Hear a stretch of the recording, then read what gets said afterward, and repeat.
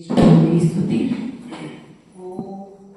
ओम नमो हरिहंतारम्।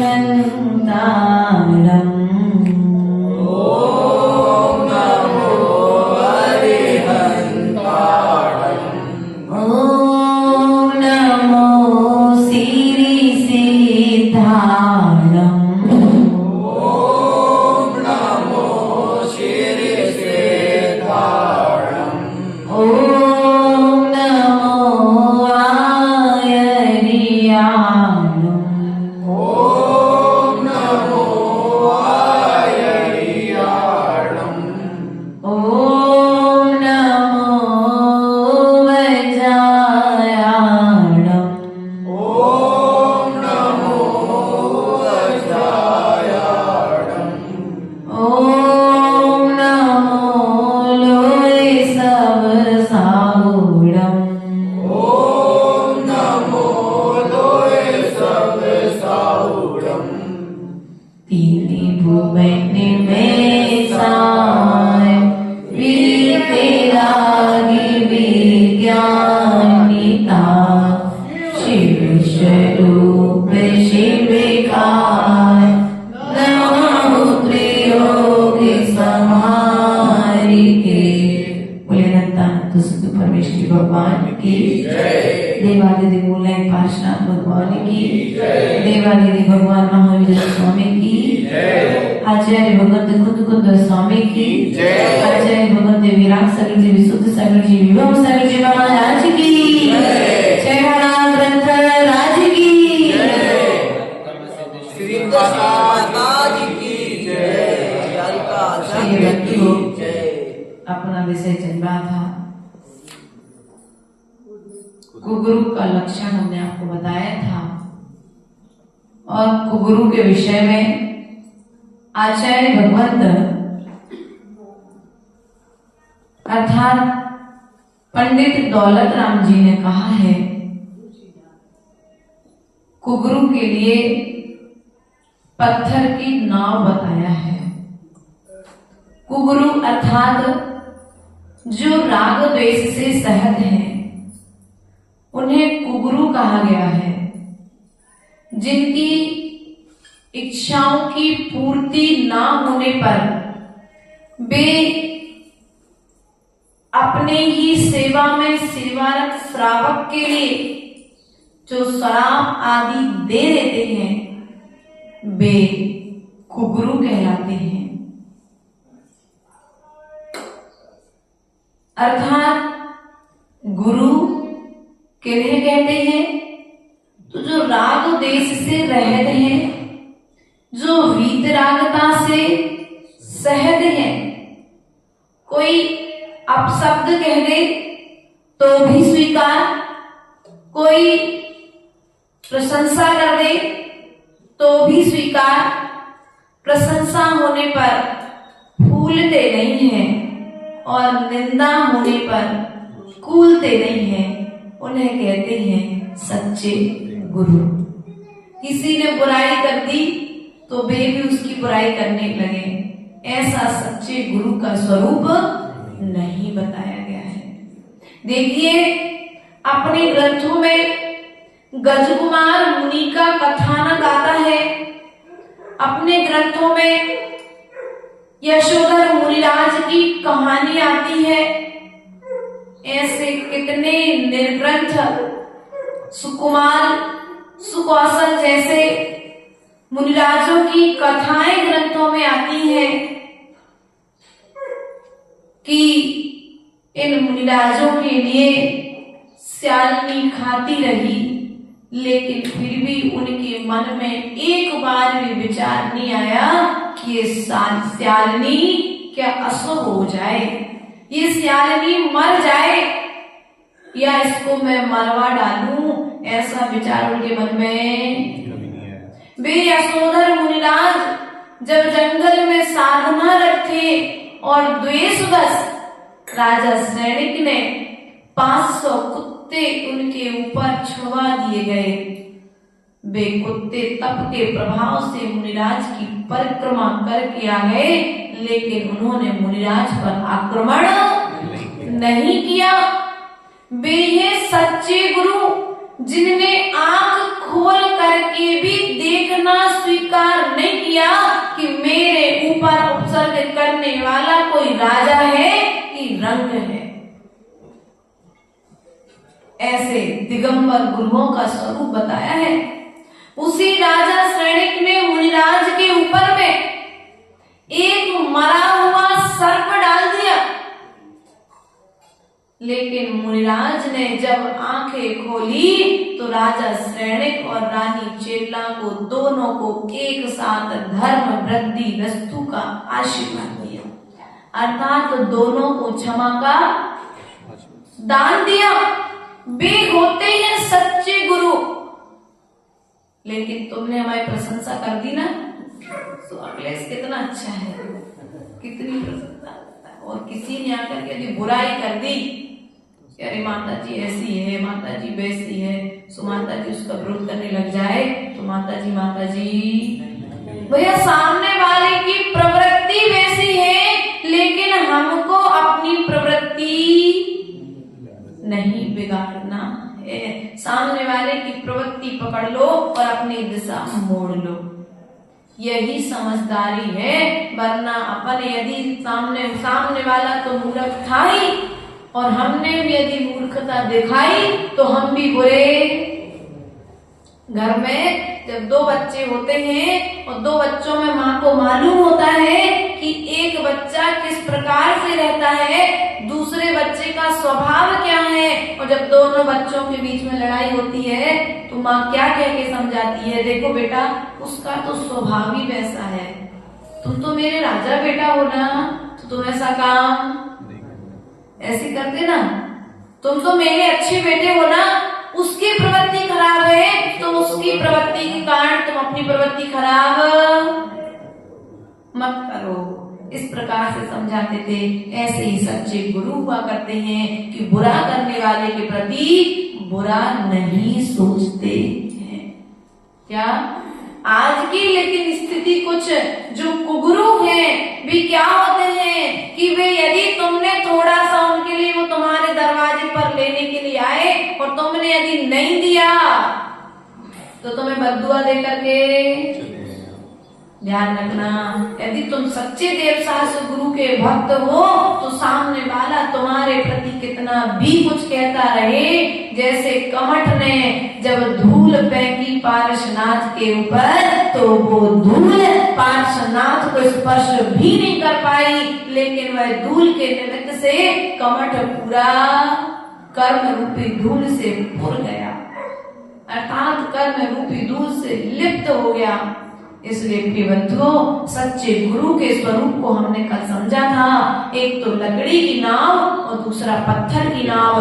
गुरु अर्थात पत्थर की नाव, सच्चे गुरु अर्थात लकड़ी की नाव। लकड़ी की नाव में बैठने वाला स्वयं भी पार हो जाता है और दूसरे को भी पार कर देता है, और पत्थर की नाव में बैठने वाला, पत्थर की नाव स्वयं भी डूब जाती है और जो सहारा लेता है वो भी उस नाव में के सहारे डूब जाता है। उसी प्रकार से आज कुदेव का लक्षण बताते हुए पंडित दौलत राम जी कारिका नंबर 10 के माध्यम से कहते हैं, जी राग द्वेष मल करी मलिन बनिता गदादि जुत चिन्ह चीनते है कुदेव तिन कोई जो सेव सठ करते नाते भव भ्रमर जीव।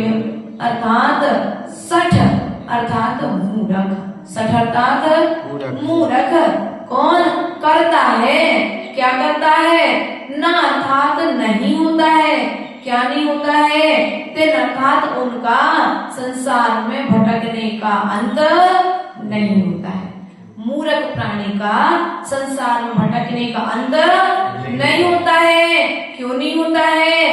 ते अर्थात उनके हैं, अर्थात जो कुदेव हैं, जो इनकी सेवा करता है। क्या करता है? जो कुदेव की सेवा करता है उसका संसार में भटकने का अंत नहीं होता है।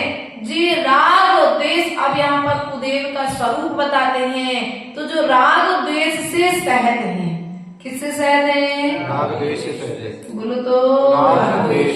जो राग द्वेष से सहते हैं वे कुदेव हैं। बताओ भैया, आप लोग भी राग द्वेष से सहते हो तो आप भी कुदेव हुए क्या? पवन जी, आप भी तो राग द्वेष से सहते हो, तो क्या आप भी कुदेव हुए क्या? नहीं, यहाँ पर देव गति के देवों की चर्चा आई है, लेकिन उन देवों को हमने अनंत भगवान के समान मान लिया है। देव क्या है? एक पर्याय है, और अनंत देव क्या है? पर्यायों से परे है।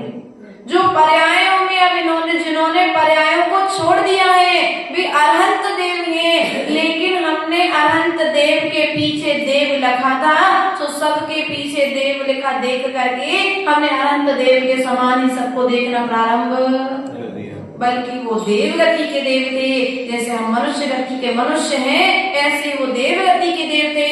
चिरंज गति का पशु है, उसी तरह नरक गति का नारकी था, लेकिन हमने देव शब्द देख करके सबको एक समान, बस इतना सा अंतर आकर देव शब्द से। अरहंत देव अर्थात जो वीतरागता से सहत हितोपदेशी हैं। कैसे हैं भैया? हितोपदेशी है। ये तो पहली क्लास में पढ़ाया जाता है। अनंत देव का स्वरूप, जिन्हें राजा महाराजा नमस्कार करते हैं। क्या करते हैं? जो 100 इंद्रों से बंधित हैं, जिन्हें राजा महाराजा नमस्कार करते हैं, जो वीतरागी हैं, हितोपदेशी हैं, सर्वज्ञ हैं, वे कहलाते हैं अरिहंत देव। लेकिन हमने क्या हुआ? पहला स्वरूप आप देखिए, आप देव का परीक्षण करने जा रहे हैं, आप जिनके चरणों में जा रहे हैं, जिनकी पूजा करने के लिए जा रहे हैं, जिनका उपदेश सुनने के लिए जा रहे हैं, पहले आप देखिए क्या वे वीतरागी हैं? पहला गुण, क्या वे वीतरागी हैं? अगर नहीं है तो वे हमारे मानने लायक नहीं है। वे हितोपदेशी हैं, अगर वे हित का उपदेश देने वाले नहीं हैं, अर्थात जिन बातों से आत्मा का हित हो, शरीर का पोषण ना हो, जिन बातों से आत्मा का हित हो, ऐसा उपदेश देने वाले यदि हैं, हित अर्थात उनकी बात से किसी भी जीव को कष्ट ना पहुंचे, ऐसा उपदेश देने वाले, हित अर्थात कल्याण का उपदेश देने वाले, कल्याण का मार्ग बताने वाले यदि हैं, वे हमारे मानने योग्य हैं। तीसरा गुण कौन सा बताया? हितोपदेशी अर्थात सर्वज्ञ। सर्वज्ञ किन्हें कहते हैं? क्या सामान्य मनुष्य सर्वज्ञ हो सकता है? नहीं भैया मनीष जी, सामान्य मनुष्य क्या सर्वज्ञ हो सकता है? क्योंकि सर्वज्ञपना आचार्य भगवंत ने कहा है कि सर्वज्ञपना तो केवल ज्ञान होने के बाद में आता है। क्या? सर्वज्ञपना केवल ज्ञान होने के पश्चात में आता है, और जब तक केवल ज्ञान नहीं हुआ है तब तक सर्वज्ञता आएगी नहीं। अर्थात सर्वज्ञ का लक्षण है जिनके ज्ञान में चराचर तीनों लोकों के जीव झलक रहे हैं, उनकी समस्त क्रियाएं झलक रही हैं, उनके हित में जो उपदेश दे रहे हैं, वे हैं सर्वज्ञ प्रभु। एक रानी चेल्ला का उदाहरण आता है कि एक बार राजा श्रेणिक के और रानी चेल्ला के बीच में विवाद हो गया। उनने कहा ये देव श्रेष्ठ हैं, उनने कहा वे देव श्रेष्ठ हैं, उनने कहा ये साधु श्रेष्ठ हैं, उनने कहा वे साधु श्रेष्ठ हैं। तो रानी चेल्ला ने कहा ठीक है, यदि तुम्हारे साधु श्रेष्ठ हैं तो एक काम करो, यदि आज तुम्हारे साधु मेरी परीक्षा में पास होते हैं तो मैं जीवन भर के लिए जैन धर्म का त्याग कर दूंगी। क्या कर दूंगी? बोलो तो। सीधा तर्क आना चाहिए, लेकिन हमारे पास जिनवाणी को पढ़ने का समय नहीं है, इसलिए जो जैसा कहता है सो गंगा गए सो गंगादास, जमुना गए सो जमुनादास। ज्ञान की कमी नहीं है, सो कभी भी हम कटाक्ष नहीं कर पाते। ठीक तो है भैया, जो कह रहे मान तो लो, का दिक्कत है? क्यों मान लो? जब हमारे पास में तत्व का ज्ञान है, सही निर्णय करने की क्षमता है, तो हम अपनी शक्ति से पहले सही निर्णय करने का पुरुषार्थ करें। और जब देख लें कि भैया ये तो आपका हटीला व्यक्ति है, ये अपनी बात को नहीं मानेगा, तो उसको फिर छोड़ दो, उससे बात करना छोड़ दो, उस विषय को छोड़ दो, वरना विवाद बढ़ जाए तो मौत तक पहुंच जाए। क्योंकि कई बार विवाद मौत तक पहुंच जाते हैं, इसलिए ऐसा भी नहीं करना है। रानी चेल्ला और सैनिक के बीच में टास्क हो गया था, शर्त लग गई कि अगर तुम्हारे गुरु सच्चे हैं तो मैं जीवन पर्यंत के लिए जैन धर्म को छोड़ दूंगी, मैं उसके पश्चात से जिन गुरु को आप मानते हो मैं उन गुरु की आराधना जीवन भर करूंगा। रानी चेल्ला ने भोजन के लिए बुलाया, वे तो त्रिकालवर्ती सब पदार्थ देख लेते, ऐसा सैनिक ने बताया था। जो हमारे गुरु हैं वे त्रिकालवर्ती सब पदार्थ देख लेते हैं, तीनों लोगों के जीवों के विषय में बता सकते हैं, वे सब कुछ जानते हैं, उन्हें कुछ बताने की जरूरत नहीं, वे अंतर्यामी हैं। रानी चेल्ला ने कहा ठीक है अंतर्यामी, हम भी परीक्षा लेते हैं अंतर्यामी है कि नहीं है। बोले ठीक है। भोजन के लिए बुलाया गया और उनके दाएं पैर की एक एक चप्पल को उठाया गया और उठाने के पश्चात में इतने बारीक टुकड़े किए गए और छाछ में मिलाकर के मसाले के साथ उन्हें दे दी गई। भोजन हुआ, सब व्यवस्थाएं व्यवस्थित थी और जैसे ही भोजन करके वे उठ करके बाहर निकलने लगे तो उन्होंने देखा कि सबके पैर की दाएं पैर की एक एक चप्पल नहीं है। रानी चेल्ला ने कहा कि स्वामी जी आप तो अंतर्यामी हैं, आप तो सर्वज्ञ हैं, आप तो तीन लोक के पदार्थों को चराचर देख सकते हैं, आप एक काम कीजिए, आपकी चप्पल कहाँ है, एक बार ध्यान लगा करके पता करिए, आपको पता पड़ जाएगा आपकी चप्पल कहाँ है। उनको क्रोध आ गया, क्योंकि जब व्यक्ति असत्य और उसका झूठ पकड़ा जाता है तो व्यक्ति को क्रोध तो आता है, अर्थात उन्हें क्रोध आ गया। जब क्रोध आया तो वे राजा सैनिक से बोलने लगे मैं तुमसे सम्मान का बदला लेकर के रहूंगा, नाना तरह की बातें करने लगे। रानी चेल्ला ने कहा स्वामी जी आप धैर्य रखिए, आपकी चप्पल कोई लेकर के नहीं गया है, आपकी चप्पल आपके पेट में है। दूसरी परीक्षा रानी चेल्ला ने की, उन्होंने कहा कि गुरुजन आए हैं, ध्यान करेंगे, मोक्ष जाते हैं गुरुजन, क्या करते हैं गुरुजन मोक्ष जाते हैं। तो एक काम करो, बहुत अच्छा पंडाल लगाया गया, चारों तरफ से पंडाल को बंद कर दिया गया, साधु विराजमान होकर के उस पंडाल में साधना करने लगे। रानी चेल्ला ने कहा मैं साधुओं से कुछ प्रश्न करना चाहती हूँ, अपने शंकाओं के समाधान करना चाहती हूँ, मैं साधुओं से मिलना। अब बेचारे एक बार के तो छड़के बैठे थे कि चप्पलें खुआ दी बेचारे ने। दूसरी बार उन्होंने कहा भैया रानी चेल्ला आए तो थोड़ा सा बचना पड़ेगा, वरना अपनी सब पोलपट्टी खुल जाएगी। तो रानी चेल्ला पहुंची तो दूध को पहले से समझा के रखा था, तो उन्होंने कहा कि दूध जैसे ही पहुंचा, रानी चेल्ला पहुंची, दूध से कहा मुझे साधु से मिलना है। तो उन्होंने कहा एक काम करो, अभी तो साधु महाराज लोग मोक्ष गए हैं, उनका शरीर यहाँ पर है, वे तो कहाँ पर है, कहाँ पर है, अपने यहाँ मोक्ष की व्यवस्था क्या है, और जो एक बार चला जाए फिर वापस आने वाला, अर्थात कर्मों से रहित जो अवस्था है उसे मोक्ष कहा है। लेकिन प्रत्येक संसारी जीव आज की स्थिति क्या है, एक हमने चींटी मार दी सो से मोक्ष दिला दिया। भैया क्लेश, तुम्हारे अंदर ताकत थी क्या चींटी को मोक्ष पहुंचाने की, तुम्हारे अंदर ताकत थी कि गाय की बलि देकर के उसे मोक्ष पहुंचाने की। अरे भैया वो पशु पक्षी तो इसीलिए तो बने कि उनकी बलि दी जाए, वो इसीलिए तो बने हैं जानवर की जिनका भोजन किया जाए। ध्यान रखना, तो फिर तुम भी तो उसी कैटेगरी की हो, तुम्हारे बच्चे का भोजन करे कोई, कैसा लगेगा, ध्यान रखना है। तो क्या हुआ, रानी चेल्ला वहां पर पहुंची, पंडाल उसने कहा जब पंडित जी लोग यहाँ पर है ही नहीं है, एक काम करो उनका शव रखा हुआ है, उसने पंडाल में आग लगा दी। क्या किया? पंडाल में आग लगा दी। और जब पंडाल में आग लगा दी तो पंडित जी लोगों का ध्यान भंग हो गया।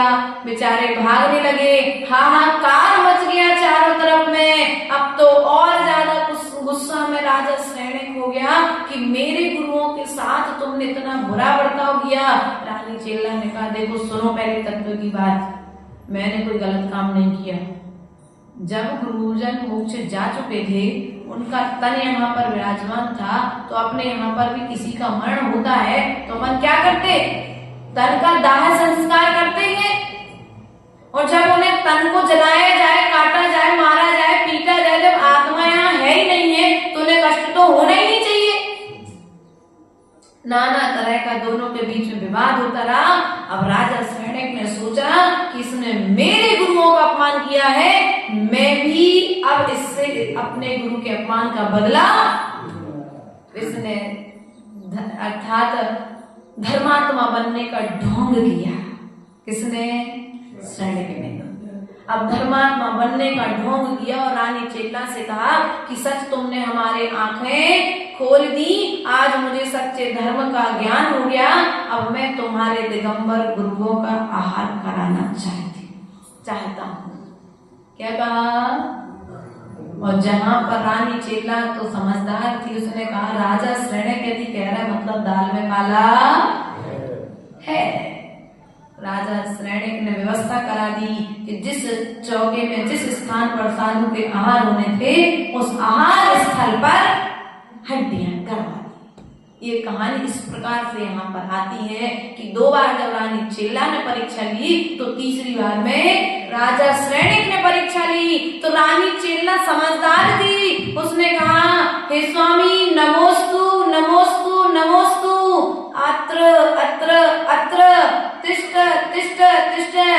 3 गुप्ती के धारी मुनिराज आइए।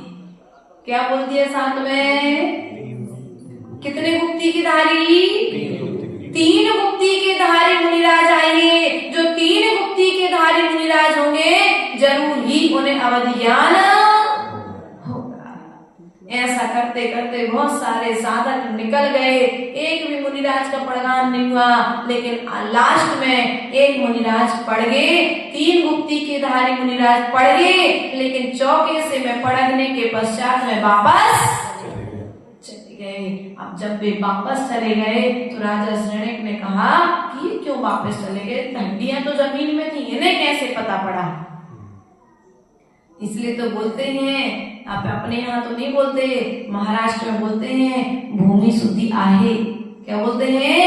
भूमि शुद्धि है, आप आइए। क्या बोलते हैं? भूमि शुद्ध है, आप आइए। जहां से पड़गान किया है वहां से लेकर के अपने घर तक बार बार जब तक अपने दरवाजे तक नहीं पहुंच जाएगा, पाटे पर साधक विराजमान नहीं हो जाएगा, तब तक वो श्रावक बोलता है मन शुद्धि, वचन शुद्धि, काय शुद्धि, आहार जल शुद्ध है, भूमि शुद्ध है, हमारे घर पर प्रस्थान कीजिए। ऐसा करके वो अपने घर तक साधक को लेकर के जाता है। मुनिराज जब चौके से बाहर निकल गए तो राजा सैनिक के मन में तो संशय था ही कि वापस क्यों चले गए। तो और अन्य मुनिराजों से पूछा कि वापस क्यों गए, तो सबने अपनी अपनी, किसी ने कहा हमारे पास मन मुक्ति नहीं थी, किसी ने कहा हमारे पास वचन मुक्ति नहीं थी, किसी ने कहा हमारे पास काय मुक्ति नहीं थी। ऐसी कहानी बहुत बड़ी बड़ी आती है तीनों मुनिराजों की। उसके पश्चात में उसने चौथे मुनिराज से पूछा कि भगवान आप क्यों लौट आए? आप तो तीनों मुक्तियों के धारक थे, फिर भी आप लौट आए। तो मुनिराज ने कहा कि जिस भूमि पर तुम हमारा आहार कराना चाहते हो उस भूमि में जमीन पर हड्डियां गड़ी हुई हैं। अर्थात जब भी मंदिर बनाते हो 10-12 फुट 15 फुट पहले नीचे भूमि शुद्धि, अर्थात कहीं पर भी किसी का मकान बनाना हो तो पहले नंबर 5 फुट की भूमि शुद्धि तो अनिवार्य है। अर्थात जमीन की शुद्धि होगी तो घर में किसी प्रकार की नकारात्मक ऊर्जा नहीं रहेगी, उसका भी प्रभाव पड़ता है। और जब मुनिराज लौट गए तो मुनिराज ने कहा कि उस भूमि में हड्डियां गड़ाई गई थी, इसलिए मैं तुम्हारे वो भूमि अशुद्ध थी, इसलिए मैंने आपके चौके में आहार नहीं किया।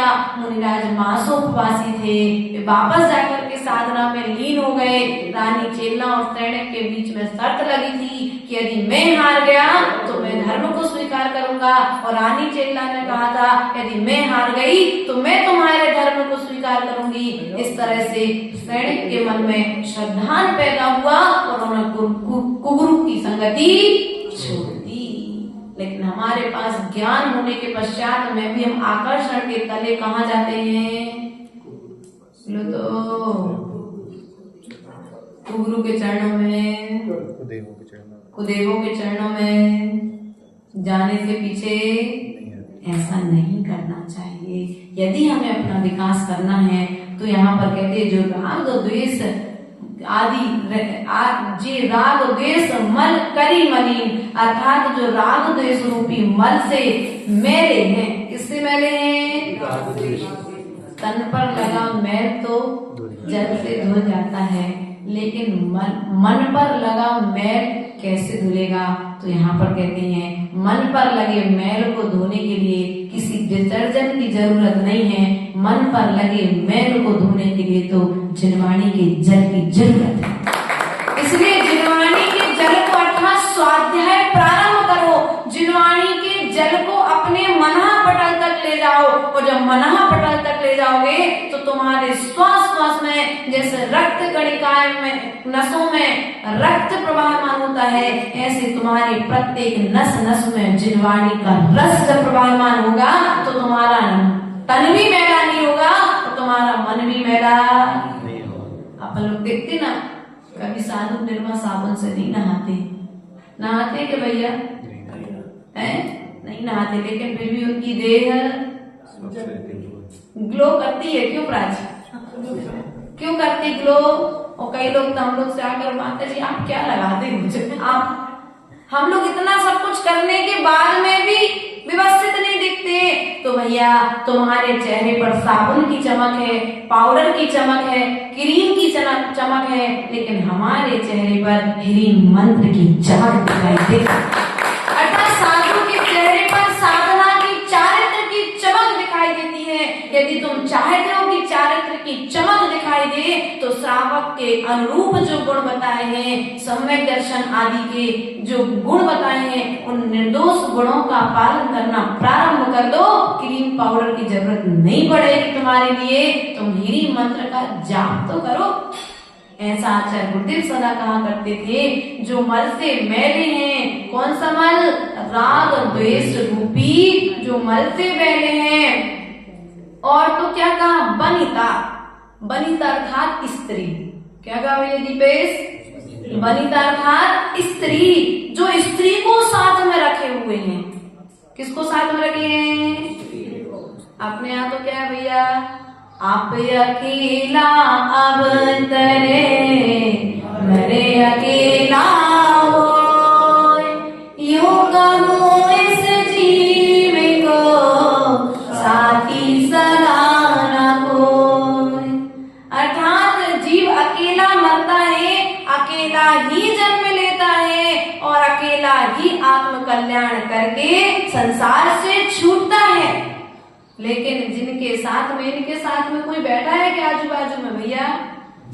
जिनने इनके जैसे गुणों का पालन किया है वे इनके बाजू में बैठ सकते हैं। हर कोई इनके बाजू में बैठने लायक नहीं है। अर्थात जिनके साथ में स्त्री है, गदा, जानते हो आप लोग को, है ना? गदा आदि, भाला, छोरा, अब तुम लोग बाकी समझदार हो।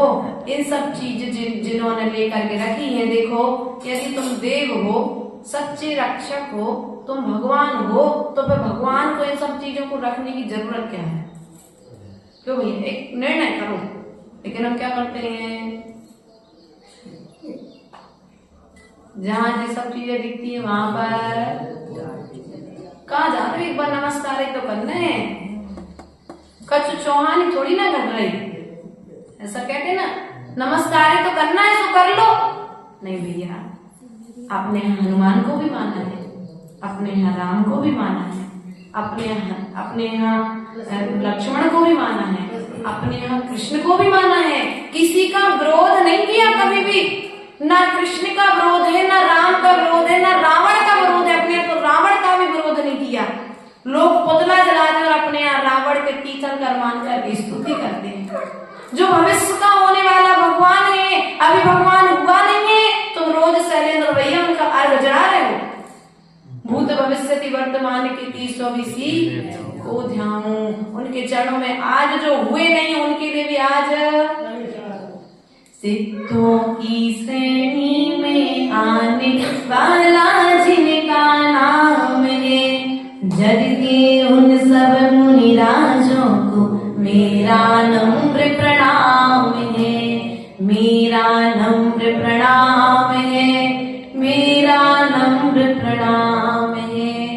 जो अभी सिद्धों की श्रेणी में आए नहीं है, लेकिन जो आने वाले हैं, अर्थात जिन्होंने वर्तमान में आचरण करना प्रारंभ कर दिया है और जो भविष्य में निशांक आचरण प्रारंभ करेंगे।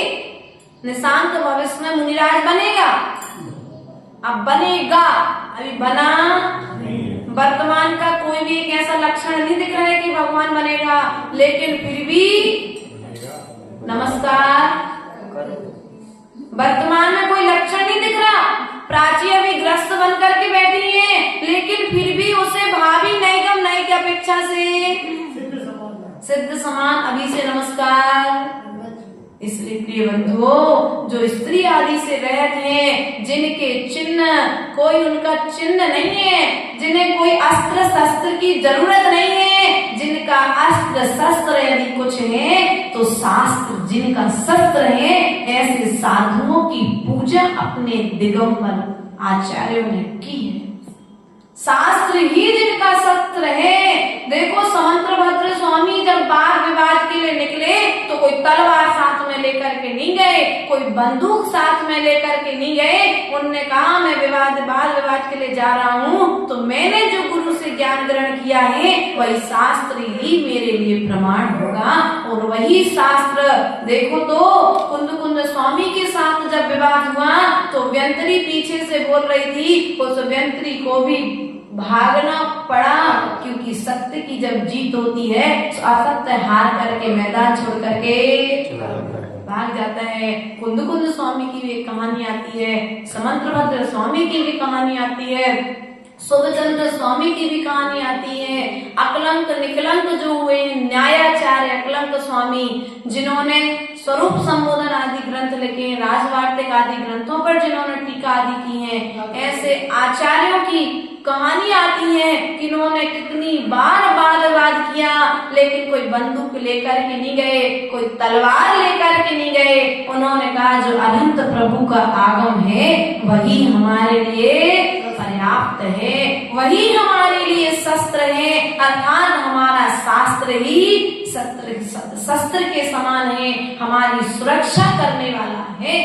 लेकिन शास्त्रों का ज्ञान तो हमारे पास में बोलो तो संसारी प्राणी हो भैया, बड़े भैया श्रेयांश जी, घर में बंदूक तो नहीं रखी, चोरों से सुरक्षा के लिए तलवार तो नहीं रखनी पड़ रही।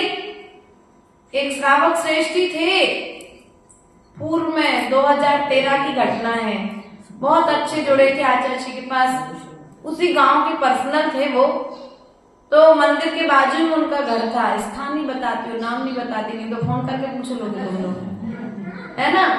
तो ऐसी बात हुई थी, बोले बंदूक देखना ऐसा करके, बोले दीदी हमारे पास रखी बंदूक, हम दिखा देंगे। हमने बोला आप क्या बंदूक की क्या जरूरत, बोले रखने पड़ा था, जब संपत्ति है तो बंदूक की भी जरूरत है।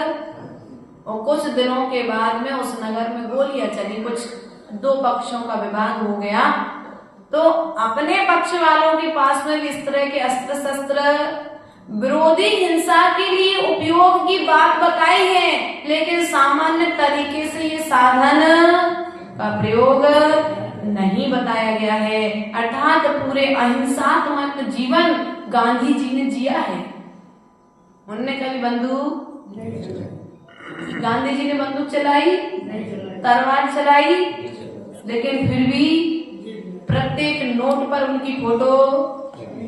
बोले तो तुम लोग अपनी फोटो छपाने के लिए पूरा जीवन काल लगा देते हो कि भैया एक बार तो मैं पेपर में खबर। और गांधी जी ने अहिंसा धर्म को अपनाया और अहिंसा धर्म के प्रभाव से आज उनके जाने के बाद में भी कितने साल हो गए लगभग गांधी जी को भैया है? लगभग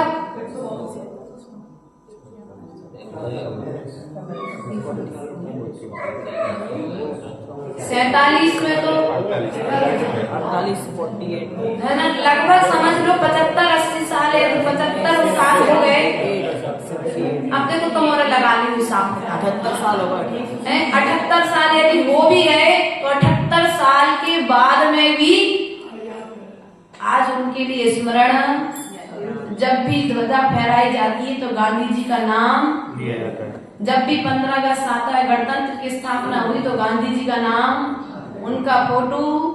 क्यों? वे गांधी जी थे इसलिए नहीं लेते, उन्होंने अहिंसा के बल पर जीवन को पूरा जिया है और अहिंसा के बल पर उन्होंने आजादी दिलाई है। इसलिए आज उनके इस गुण के कारण जैनों में भी उनका नाम लिया जाता है और अन्यत्र भी उनका नाम।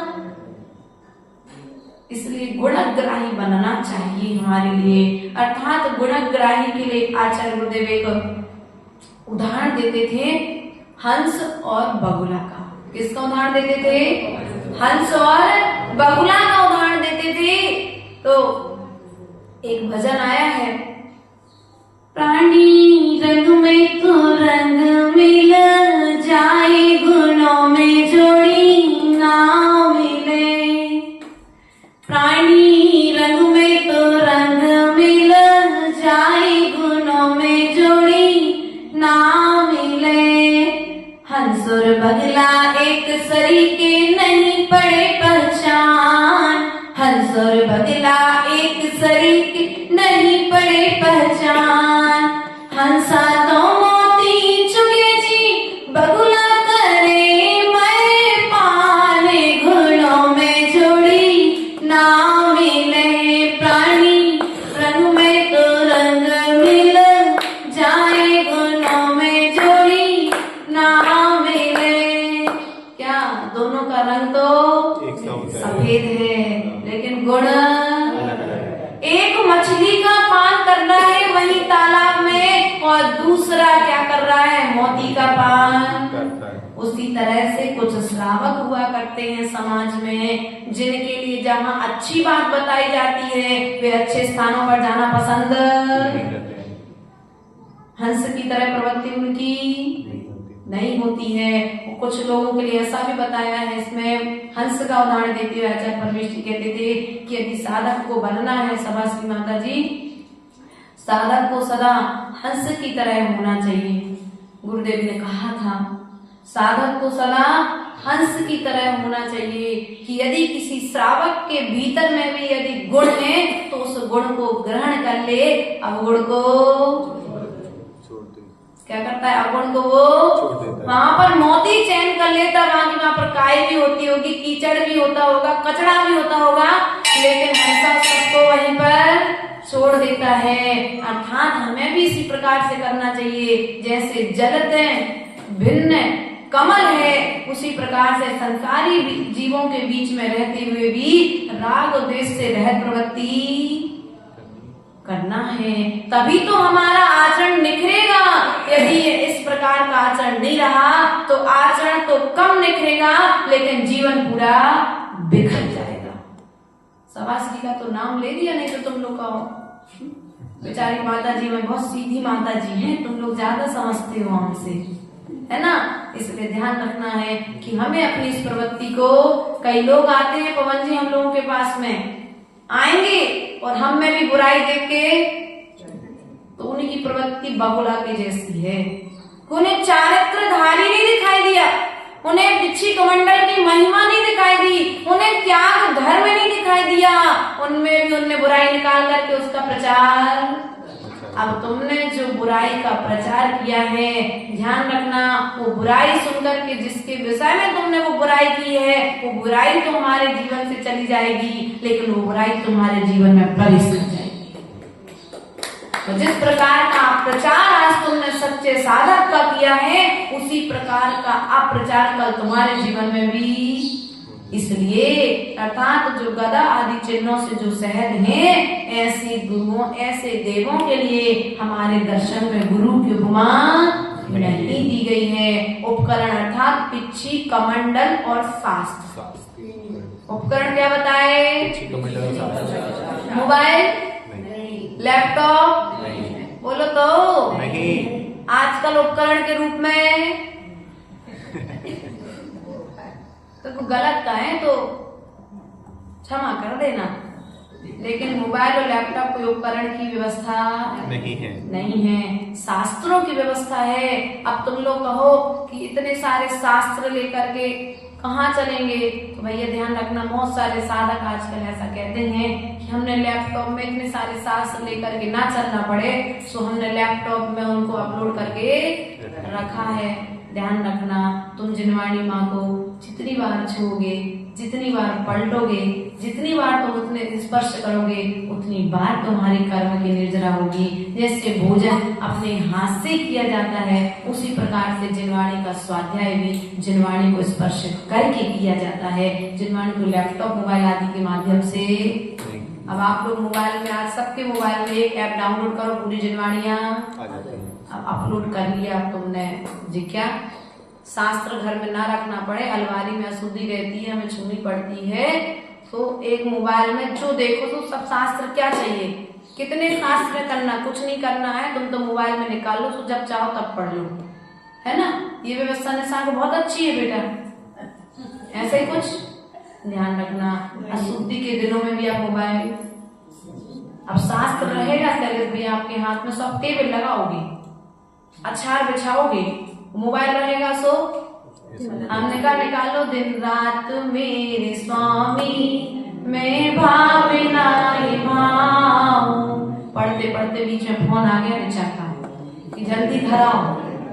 अब बताओ, अतिचार लगा के नहीं लगा? यदि तुम जिनवाणी पढ़ रहे होते, जिनवाणी हाथ में होती, तो वो मेरी भावना बीच में, वो समाधि भावना बीच में, नमोकार मंत्र की ट्रेनिंग डाल करके रखी है। सकारात्मक सोचे तो ठीक है, कम से कम नमो हरिहंताणम तो तुम्हारे बीच में गया, उतने समय पे तुमने पढ़ा, लेकिन इतना तो उसमें इतना रखो कि कम से कम अशुद्धि के दिनों में यदि वो नमोकार मंत्र की ट्रेनिंग बज रही है तो तुम मोबाइल छूने के पात्र नहीं। हमारे प्रिय माता जी तो बढ़िया फ्रंट पेज पे माता जी की फोटो डली है। अब 3 दिन तो तुम कमरे से बाहर निकल के, घर से बाहर निकल के धर्मशाला तक नहीं आ सकती थी, लेकिन हमारी प्रिय माता जी है ना, सो बढ़िया गद्दा पर बैठ के माता जी की फोटो लगी, चला रहे बढ़िया मोबाइल। लेट बाद में भी आजकल मोबाइल जा रहा है, व्यक्ति इतना व्यस्त है, कहाँ कहाँ नहीं जा रहा मोबाइल आपके साथ में। इसलिए हम ये नहीं कहते कि फोटो मत रखो, रखना है रखो, लेकिन मोबाइल को जमीन पर मत रखो। यदि आपने गुरुजनों की फोटो अगर मान के चलो, ये फोटो आज दीवार पर टंगी है ना, और मोबाइल तुमने जमीन पर रखो, गुरु जी की फोटो तुम्हारी फ्रंट पेज पर डली है या भीतर तुम्हारी गैलरी में भी डली है, तब तो तुमने मोबाइल जमीन में रख दिया, तो बताओ आप किया कि पुण्य किया? तुम्हारा श्रद्धान बता रहा है अशुद्धि के दिनों में जिनको हम बहुत अच्छा चाहते थे, यहाँ तक बताया है प्राची, अशुद्धि के दिनों में किसी भी तरह की विनती नहीं सुनना चाहिए, पारस चैनल, जिनवाणी चैनल आदि नहीं देखना चाहिए। मंदिर नहीं जा सकती सो बढ़िया जिनवाणी चैनल लगाया, सो अशुद्धि के दिनों में बढ़िया प्रवचन सुना रहे, उनके प्रवचन हम छोड़ ही नहीं सकते बिल्कुल, इतने अच्छे प्रवचन आते हैं। सो अशुद्धि के दिनों में भी प्रवचन नहीं, आप डबल प्रवचन सुनो, चौथे दिन प्रवचन सुनो स्नान करके, लेकिन 3 दिन मोबाइल नहीं छूना चाहिए। यदि छूते हैं तो फिर गुरुजनों के पास जाकर के प्रायश्चित लेना चाहिए। जो प्रायश्चित जिनवाणी छूने का है, वही प्रायश्चित जिनवाणी खुलवा करके पढ़ने का और सुनने का है। इसलिए माताओं, हमने जो आचरण जो सीख लिया है, ये हमारा कुआचरण अनादिकाल से हमारे साथ में आया है, ज्ञान की कमी होने के कारण आया है, लेकिन आज हमें अब ज्ञान हो चुका है तो आज के दिन यही जिनेंद्र भगवान के चरणों में नियम लेकर के जाना, या तो हम डालेंगे नहीं, और डालेंगे तो अपने भीतर में रखो। उस मोबाइल को जमीन पर, पैर के नीचे, गद्दे में, बोलो तो सोफे पर, लेट बाथ में, इन अशुद्ध स्थानों पर लेकर के भोजन करते कि नहीं करते आप लोग? उसमें फ्रंट पेज पर फोटो डलिए, बढ़िया आराम से फोन बज रहा, डमोनी अंताड़ो, बढ़िया भोजन नहीं। ये व्यवस्था आगम की व्यवस्था नहीं है। अतिचारों से बचना ही सम्यक ज्ञान का फल है। इसलिए हमारे जीवन में जो हम छोटी छोटी त्रुटियां कर रहे हैं, उन त्रुटियों को हम सुधार करके अपने जीवन को त्रुटि से रहित बना करके जिनेंद्र देव के जैसे बनने का प्रयास और पुरुषार्थ करेंगे। इसी प्रकार से आज हमने कुदेव का लक्षण समझा है, कल हम कुधर्म का लक्षण समझेंगे। बोले परम पूज्य आचार्य गुरुदेव विभव सागर जी महाराज की द्वादशांग जिनवाड़ी माता की जय। जब जीवन का अंत हो